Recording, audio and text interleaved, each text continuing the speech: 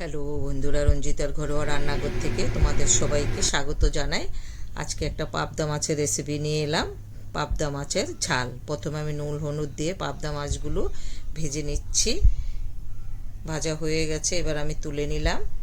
এভাবে সবগুলো মাছ আস্তে আস্তে করে ভেজে নেব।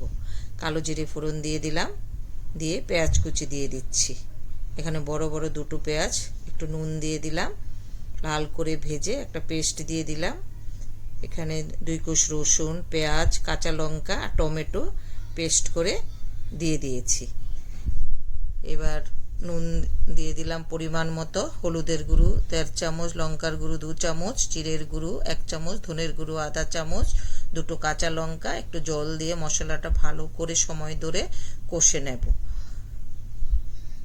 কষানো হয়ে গেছে, এবার আমি পরিমাণ মতো গরম জল দিয়ে দিচ্ছি, দিয়ে একটু ঢাকা দিয়ে দেব ঝোলটা ফুটে ওঠা অবধি।